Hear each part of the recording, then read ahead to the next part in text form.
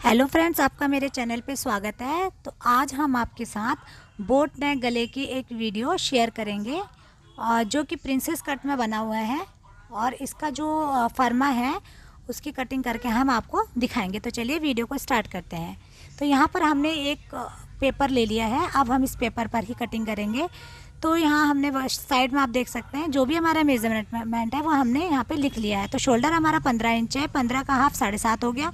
तो 7.5 में से भी हाफ इंच हमने फ्रंट के लिए हाफ इंच हमने माइनस करना है और यहाँ पर 3.25 इंच का नेक ले लेना है और यहीं से हमने हाफ इंच शोल्डर डाउन कर लेना है।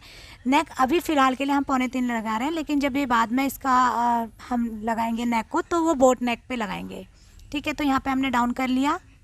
अब यहाँ से 7 इंच हमने नीचे डाउन उतार लेना है जो कि हमारा आर्म होल के लिए होगा। तो इसे हल्का सा शेप दे देते हैं, यहाँ पे मतलब मिला लेते हैं और यहाँ से भी इसे मिलाते हुए एक लाइन ड्रॉ कर लेते हैं। यहाँ पर अपर चेस्ट का निशान हमारा लगेगा। अब यहाँ से हम बस्ट पॉइंट के लिए भी एक निशान लगा लेते हैं। तो 10.5 इंच पर हमने बस्ट पॉइंट का निशान लगा लिया। टोटल लेंथ ब्लाउज की 15.5 इंच है। तो अब इन निशानों को आगे तक मिला लेते हैं। निशान मिलाने के बाद आर्म होल के लिए 1 इंच अंदर को जाएंगे और इसे इस तरीके से ऊपर तक मिला लेंगे और अब शेपर की मदद से इस तरीके से इसे कर्व की मदद से शेप दे देंगे, आर्म होल का शेप दे देंगे। इस तरीके से हमने इसको शेप दे दिया है। अब इसके बाद जो भी हमारा अपर चेस्ट होता है उसका निशान लगा लेंगे, 4th पार्ट करके निशान लगा लिया। यहाँ पर बस्ट पॉइंट का भी निशान हमने लगा लिया है। बस्ट पॉइंट टोटल जो बस्ट होती है उसका 10वां भाग और उसमें भी 1-2 लाइन कम, इतना हम लगाते हैं। और नीचे हमने 1.25 इंच कम कर लिया है क्योंकि ऊपर 3.25 इंच पे लगाया था, नीचे 3 इंच का हमने निशान लगाया। 3 इंच पर 1.25 इंच कम करते हुए अब यहाँ पर हमें 3 इंच का हमने डांट ले लेना है। तो इस तरीके से आगे बढ़ाते हुए 3 इंच का डांट हमने ले लिया। अब इसे भी मिला लेंगे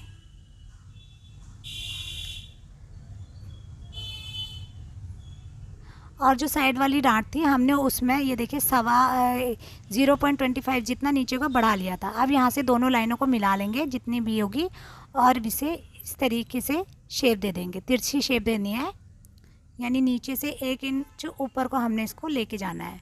और ये देखिए जो साइड का है इसे भी हम मिला लेते हैं। 0.25 जितना हमने यहाँ पर आगे बढ़ा लिया था नीचे को।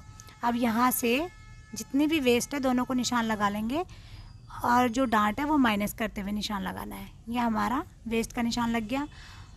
अब यहाँ से हमने जो आर्म होल पे डार्ट पॉइंट देना उसका भी निशान लगा लेंगे। थोड़ा सा यहाँ से इस तरीके से मेज़र करते हुए कर्व की मदद से डार्ट पॉइंट पे हमने यहाँ पर हमने निशान लगा लिया। अब इसे बिल्कुल शेप दे देंगे। जितनी अच्छी शेप होगी ब्लाउज़ की उतनी ही अच्छी कटिंग होगी और फिटिंग भी उतनी अच्छी आएगी। इस तरीके से शेप दे दिया।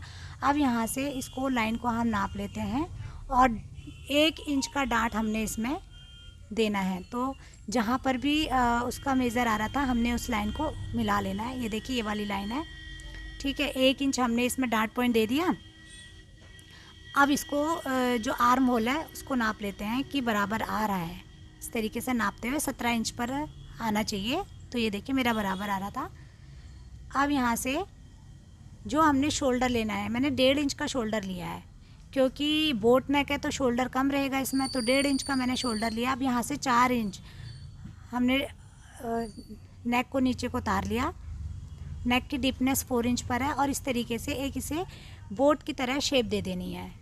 अब इसके हम कटिंग करते चलते हैं। तो यहाँ पर इन लाइनों को भी मिला लेते हैं। तो चलिए पेपर को अब हम कटिंग कर लेते हैं।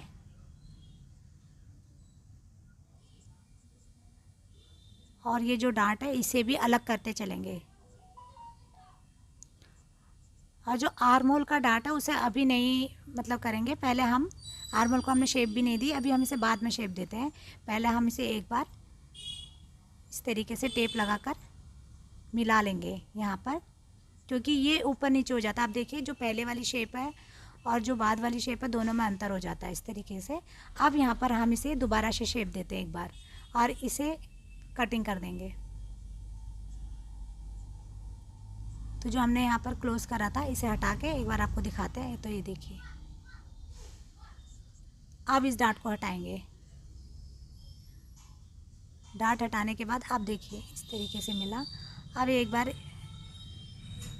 इसको नाप लेते हैं कि आर्म होल एग्जैक्ट है या नहीं है। देखिए इस तरीके से, तो मेरा बिल्कुल परफेक्ट आ रहा था। 17.5 इंच का हमारा आर्म होल है, तो मेरा 8.5 इंच। तो अब यहाँ पर हम बैक पार्ट की कटिंग कर लेंगे। फ्रंट को पेपर के ऊपर बैक के हिसाब से बिछा लेंगे। यहाँ पर बैक पार्ट हमने पूरा 7.5 इंच लेना है। जैसे कि आपको पता है आगे वाला हमने लिया था 7 इंच, आधा इंच कम किया था। बैक वाले को हमने पहले पूरा 7.5 पे निशान लगा लेना है। और बैक पार्ट अब ये देखिए इसे इस तरीके से करना है। तो चलिए यहाँ से शायद अभी आपको मेरा हाथ बीच में अड़ रहा होगा, थोड़ी दिक्कत हो रही होगी, तो यहाँ से उतार के दूसरी तरफ से करके दिखाते हैं। यहाँ पर एक लाइन हम सीधी लगा लेंगे और फ्रंट को बैक के ऊपर इस तरीके से करते हुए, तो पहले हम वही 7.5 इंच शोल्डर का निशान लगा लेते हैं और शोल्डर से शोल्डर यहाँ पे मिलाते हुए, जहाँ पर भी 7.5 इंच आया था वहाँ से शोल्डर को शोल्डर से मिला लेंगे।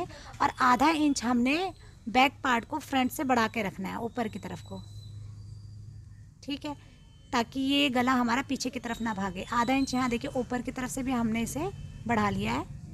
इसे मिला लेंगे, इसे शेप दे देंगे, ठीक है।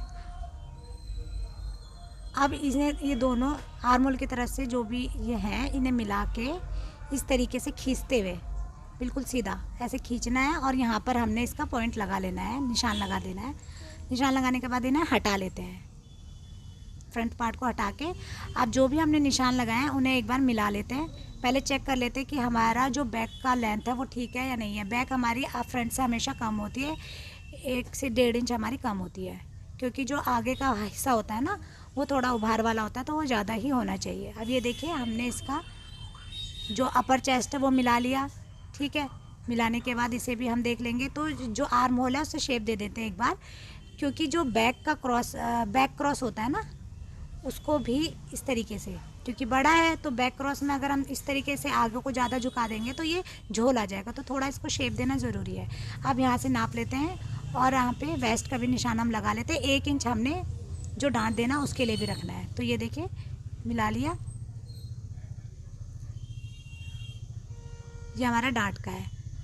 अब यहाँ से नेक 3 इंच डाउन करते हुए नेक को यहाँ पर अब हमने शेप बना लेनी है बोट की।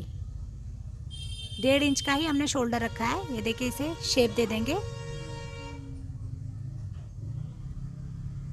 तो चलिए इसकी कटिंग कर देते हैं। अब इसकी कटिंग करने के बाद एक बार इसको जो आर्म होल है उसको चेक कर लेते हैं। तो ये देखिए अब हमने इसमें बैक डांट देना है, तो यहाँ से आधा इंच ले रही हूँ, क्योंकि आधा इंच ये डबल कर रखा है तो 1 इंच हो जाएगा। अब इसे हम कट कर लेंगे और इसे कट करने के बाद एक बार मिला के चेक करते हैं। तो चेक कर लेंगे तो ये थोड़ा सा अंदर को चला जाता है। अब इसे यहाँ से हम सीधी शेप दे देंगे। बैक जितना सीधा होगा ना उतना ही सही रहता है, बिल्कुल अच्छे से फिटिंग इसकी आती है।